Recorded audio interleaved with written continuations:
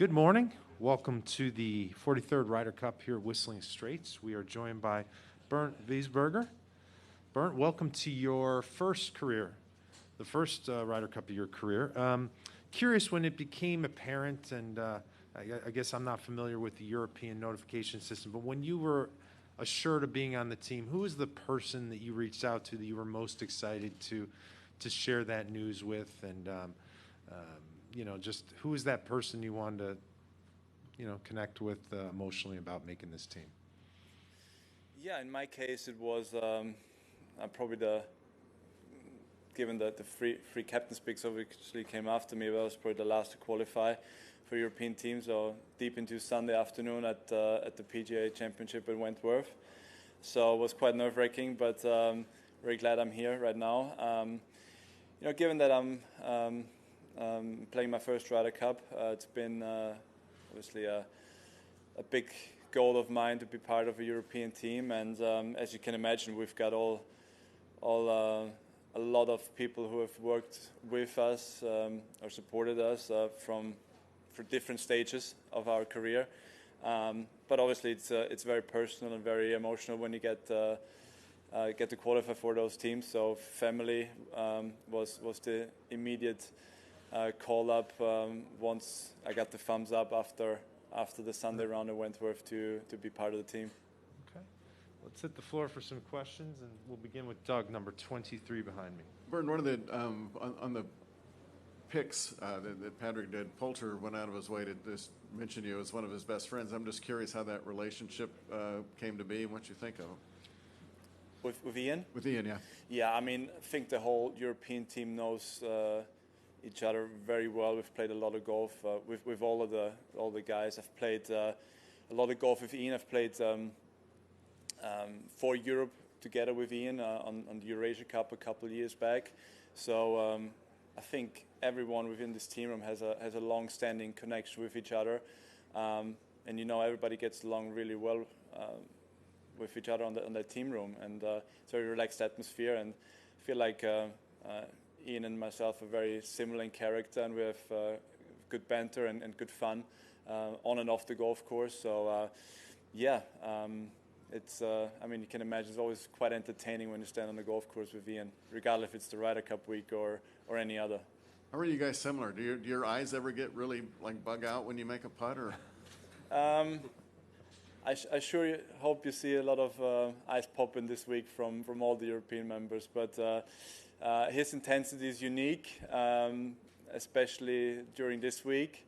I hope we're going to see lots of it as well this week, and I'm sure going to try my best as well to channel my inner Ian Poulter and get some of that going this week as well.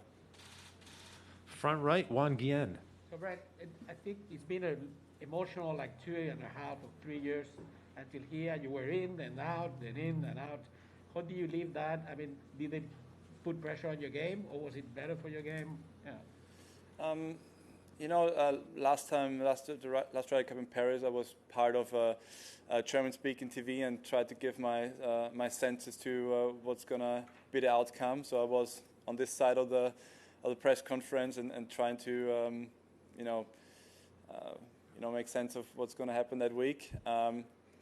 And along this week, something kind of fueled inside me, and I drove it and took it as motivation to be, once my injury was healed that I had in 2018, to be part of one of these teams. I never really vocalized it or spoke about it too much, but it was definitely a massive motivation for me to be the first experience of Ryder Cup firsthand. It was my first one I've been to, but even more so having given myself the chance to be part of a European team, and those days in Paris definitely started that, and everything that was along on that journey were steps in the ladder, and I've had some really good success since, and I'm very proud to have played my way on a European team in that way. In another one, I know this is a team and you represent Europe, but representing your country. Are you getting that response already from your countrymen? What kind of messages or feedback are you getting? No, everybody's super excited in Austria. You know, we have some great talent in Austrian golf. I think it was a little overdue for having an Austrian representing Europe in the Ryder Cup. I'm very proud that it's me. I'm absolutely certain that I won't be the last Austrian who represents Europe at the Ryder Cup. But you know, as you can imagine, everybody is really really excited and looking forward to the week, and as am I, to you know, get going on Friday and put the Austrian flag on you know, on the European Ryder Cup team banner, just as much as Victor is for Norway, and you know, maybe even write a little piece of golfing history for Austria. So everybody's really excited, get a lot of messages, and hopefully, well, I'm sure, but there will be tremendous support from home as well during the whole week. Bernd, over here, number 19, Jeff. Bernd, I guess you received number 164 of the 164. When you saw that, what resonated with you in that, and what does that mean exactly? I think it's a brilliant idea what the guys have done. I'm very proud to have that number for life. You know, everybody's is buzzing, and you know, the individual aspect of the game that we have, but this week we all come together as 12, yet everybody has their number, and nobody can ever take it from them. I was very surprised that it's been this few. Actually, I could have not told you if you would have asked me how many players would have represented the European team in the history of the Ryder Cup. So I'm forever going to be 164, and it's going to be amazing. And the guys really loved it, and it brings a great theme, I think, to the whole week for us. Back right, number 7. Hello, Bernd. Hello. With all the emotions going on and media and everything else, how much does this affect your personal routine you usually do before a tournament? You know, I think we all came here and knowing that it's a different type of week. As individuals, I think we normally have our own kind of schedule and preparation time that we have for the events, and but this week is totally different. We're all have a little bit of an agenda, everyone, and the schedule. But you know, I was in my case, because I'm a rookie, I've not experienced this before. I got a lot of input from former captains and the senior players who've been here many times, and you know, kind of manage expectations and manage my schedule and manage our schedule, so everybody is rested up and well prepared for when, you know, when push comes to shove on Friday. We're going to go to number 6. What do you think, from you were an outsider, now you're an insider, brings all these guys kind of from different countries really together to be such an effective team at the Ryder Cup over the years? I mean, it's tough to put it down on one thing. I kind of always stood where you were and thought, what is it that, you know, makes this European team, in a way, always getting from the underdog position to a victorious team, especially over the last couple of years at the Ryder Cups, and you know, being part of the team room, being part of the bigger picture of what is Team Europe this week, but I suppose over the last couple of years, it really bonds us really well together. Obviously, all the guys are unbelievable golfers, but the way everybody comes together, everybody loosens up for the week, has fun, enjoys their time, goes out there, do their work, and get prepared as good as we can, but then just, you know, detach and have the best time possible is really great to be a part of and experience that, and I'm sure that also just feeds into the performance or the you know, the victorious side of things for a European team. Straight across the way, Adam 4. 2 for you. I'll go one at a time. What was the best tip you got from one of the past captains or veteran players? That was very, very unique. Was to absolutely enjoy the week.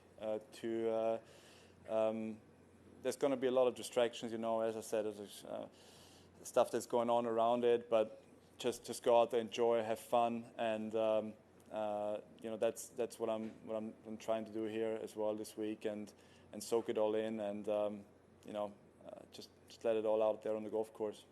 Okay, and you've played tournaments over here in the U.S., but I think of the 12, you're probably the one who's played the least, hasn't had a PGA Tour card per se.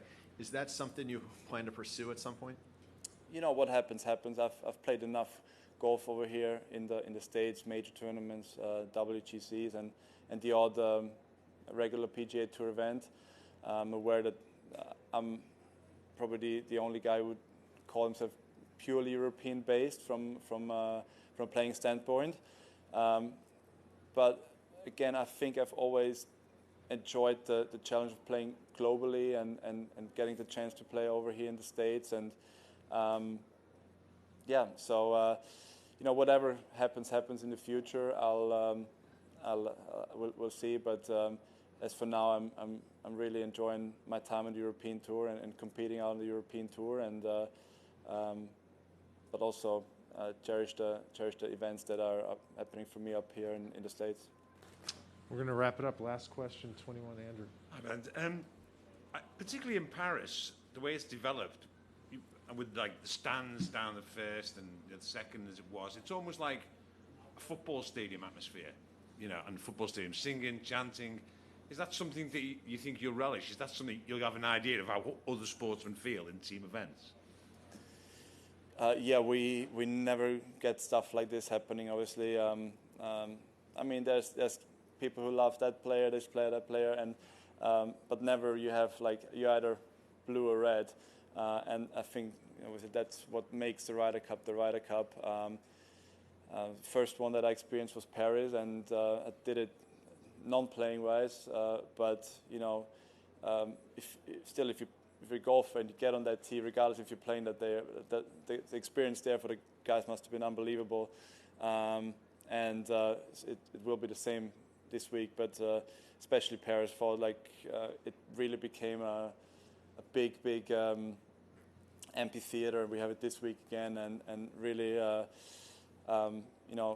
bring the maximum out of the crowds for both teams. So really looking forward to step in on a packed first tee there. Bernd, thanks for finding us today. Have a great guys. day and enjoy your stay here in Wisconsin. Absolutely. Thank you, guys.